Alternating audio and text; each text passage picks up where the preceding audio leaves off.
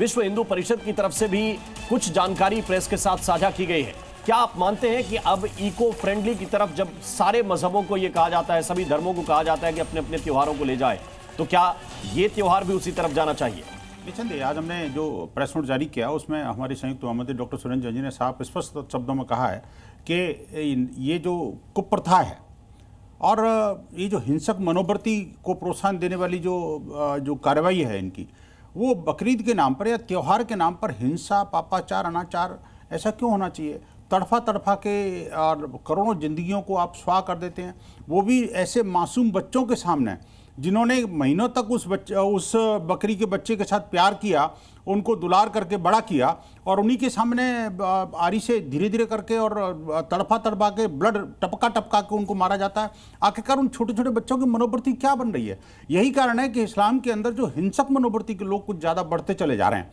मैं कहना चाहता हूँ, देखिए, ये जो कभी प्रथा कभी शुरू होगी, मैं ये भी हमने पूछा है कि भाई आखिरकार कुरान की कौन सी आयत है जो लोग बार बार इसको मजहबी रंग देने की कोशिश करते हैं, आखिरकार कुरान की कौन सी आयत में लिखा हुआ है कि भाई बकरीद के बिना, बकरा काटे बिना आप बकरीद नहीं मना सकते? तीसरी बात यह कि जो लोग इको फ्रेंडली की बात करते हैं, जो पूरा इको सिस्टम है हमारे त्योहारों पर, तो बहुत सारे क्वेश्चन खड़े करता है, लेकिन वो पर्यावरणविद हों या पशु प्रेमी हों या और कोई ऐसे जो सेकुलर ब्रिगेड के लोग हैं, उनमें से एक भी सामने नहीं आता कि आखिरकार ये जो करोड़ों निरीह जानवरों की हत्या की जाती है, और सिर्फ बकरा नहीं है जी, उसमें आप देखिए बैल है, ऊंट हैं, और कई जगह गाय हैं। अभी हमने कल ही जो प्रेस कॉन्फ्रेंस करके हैदराबाद में बताया है कि भाई भाग्यनगर के हमारे जो प्रवक्ता हैं उन्होंने साफ साफ बोला है कि अब वहाँ पर बहुत सारी संख्या में गौएं इकट्ठी की जा रही हैं। मुंबई के अंदर भी कई ऐसे इलाके हैं जहाँ पर गौओं को इकट्ठा किया जा रहा है।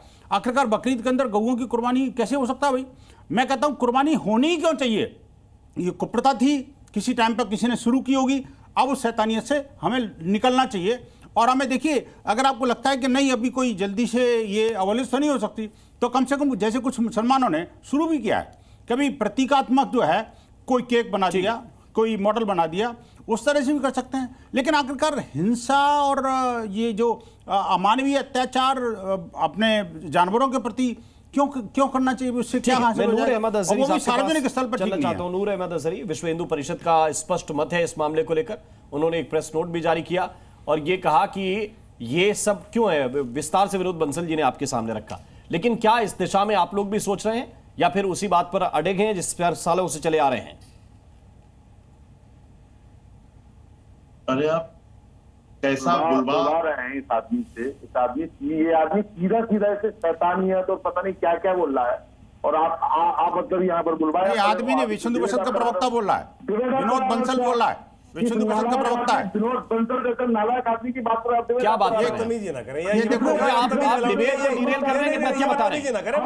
आप डिबेट में आए हैं, डिबेट के नियमों को समझे आप। नहीं, ये बदतमीजी नहीं, आप गली कूचे में नहीं बैठे आचार्य जी, ये गली कूचे में नहीं बैठे आप। ये कट्टरपंथियों की संस्कृति है। गली कूचे की बात नहीं हो रही है, ये एक टीवी का प्लेटफॉर्म है, या बदतमीजी युक्त शब्दों का उपयोग करना किसी प्रकार भी ठीक नहीं है। आपकी जो जिस प्रकार से आपकी जो शिक्षा है वो साफ साफ दिखाई देती है। ठीक है, कहां आपने शिक्षा ली है? फैक्ट पे आइए। उन्होंने कुछ सवाल पूछे, नहीं है तो कुतर कर रहे हैं। उन्होंने कुछ सवाल पूछे, उन सवालों का हल बताइए आप क्या बली हो रही है? अरे जवाब नहीं है तो अभी बात बकरीद पे हो रही है, आप बोलिए ना, मैं जवाब दूंगा ना उसका, आप बोलिए, लेकिन कम से कम पर्सनल अटैक करने से बचिए, अपनी संस्कृति मत दिखाइए। कितनी ऐसी सुनो, कितने ऐसे बूचल खाने हैं इन नामों से जो हजारों करोड़ों रोज जानवर काट के और विदेशों में बेच रहे हैं। वो मासूम जानवर नहीं है, उनका आपको ख्याल नहीं आता है, उन पर आपको रहम नहीं आता है। नहीं, क्या सार्वजनिक रूप से कट रहे हैं क्या? वो क्या अवैध जानवरों की कटाई हो रही है क्या? वो अगर अवैध जानवरों की कटाई हो रही है, अगर अवैध तरीके से हो रही है, अवैध तरीके से उसको भेजा जा रहा है, तो निस्संदेह मैं उसका विरोध करता हूँ। आप भी विरोध करिए। मैं इनसे पूछिए कि क्या बकरीद पर इस तरह की कटाई का विरोध करेंगे नहीं करेंगे? आप मुझे तो सिखा रहे हो, आप खुद नहीं समझ रहे। आप मुझे बताइए, आखिरकार वो बूचड़ खाने मैं उसका विरोध करता हूं। आप देखिए, जो कानून सम्मत है वो काम करिए, वो गैर कानूनी काम मत करिए। सार्वजनिक स्थल पर आप काटेंगे, पार्किंग स्थल पर काटेंगे, चौड़े रोड पर काटेंगे, पब्लिक के सामने काटेंगे, मंदिर के सामने काटेंगे, आप स्कूल के सामने काटेंगे, छोटे छोटे बच्चों के सामने हिंसा को बढ़ावा देने का काम करेंगे। ये तो ठीक नहीं है ना? ठीक है। अरे कानून के खिलाफ कहां से बताओ हमें आप? है ना। मैं बताता हूं, देखिए आर्टिकल 48 ऑफ द कॉन्स्टिट्यूशन साफ साफ कहता है, कैटल प्रोटेक्शन की बात करता है। आर्टिकल 48A में जो है ना सीधा सीधा गौ रक्षा की बात की गई है। आप देखिए कि आप देखिए कि कैसा देश के किसी भी राज्य में आप सार्वजनिक स्थल पर कोई स्लॉटरिंग नहीं कर सकते। देश के किसी भी हिस्से में आप मीट को काट करके सार्वजनिक को खुले में नहीं ले जा सकते। आप देश के किसी भी हिस्से में, आप मुझे बताइए, किसी मंदिर के सामने, किसी विद्यालय के सामने, आप किसी बच्चों के सामने ये नृशंसता नहीं कर सकते। तो क्यों करते हो भाई? आपका मजहब यही सिखाता है क्या? ये मजहब नहीं हो सकता, ये धर्म नहीं, अधर्म है, और ये आपका जो द्वारा किया गया कुकर्म है। एक मिनट जी न्यूज़।